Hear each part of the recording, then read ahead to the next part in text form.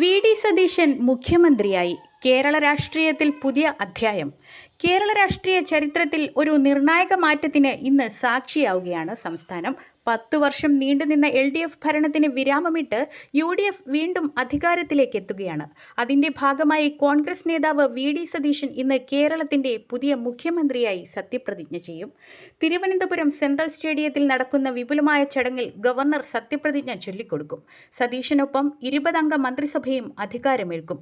കേരളത്തിൽ ഏറെ പ്രതീക്ഷയും രാഷ്ട്രീയ ചർച്ചകളും ഉയർത്തുന്ന ചടങ്ങായാണ് ഇതിനെ കാണുന്നത്.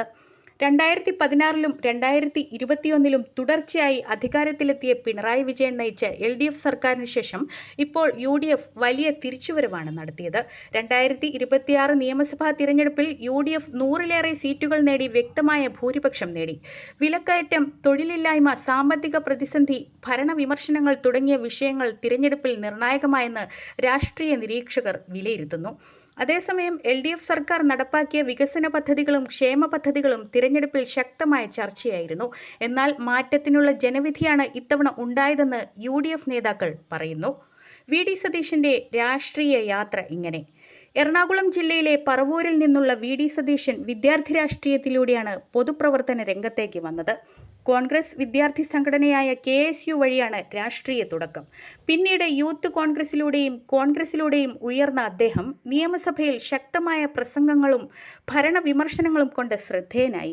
2021-ൽ പ്രതിപക്ഷ നേതാവായതോടെ സംസ്ഥാന രാഷ്ട്രീയത്തിലെ പ്രധാന മുഖങ്ങളിൽ ഒരാളായി മാറി. LDF സർക്കാരിനെതിരെ സ്വർണ്ണക്കടത്ത് കേസ്, AI ക്യാമറ വിവാദം, സാമ്പത്തിക വിഷയങ്ങൾ, നിയമന വിവാദങ്ങൾ തുടങ്ങി നിരവധി വിഷയങ്ങളിൽ ശക്തമായ പ്രതിഷേധം നയിച്ച നേതാവായിരുന്നു വി.ഡി. സതീശൻ. പുതിയ മന്ത്രിസഭയിൽ വന്ന മാറ്റങ്ങൾ എന്തൊക്കെയെന്ന് നോക്കാം.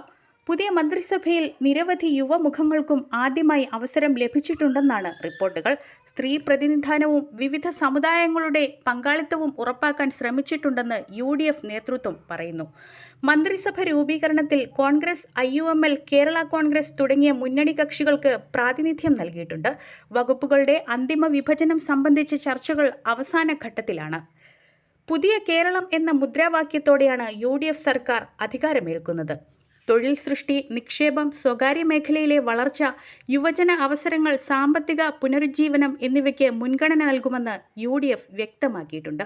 അതേസമയം LDF സർക്കാർ ആരംഭിച്ച വലിയ അടിസ്ഥാന വികസന പദ്ധതികൾ, ദേശീയപാത വികസനം, ലൈഫ് മിഷൻ, KFON, വിഴിഞ്ഞം തുറമുഖം, മലയോര ഹൈവേ തുടങ്ങിയവ പുതിയ സർക്കാർ തുടരുമോ എന്ന ചോദ്യവും ഉയരുന്നുണ്ട്.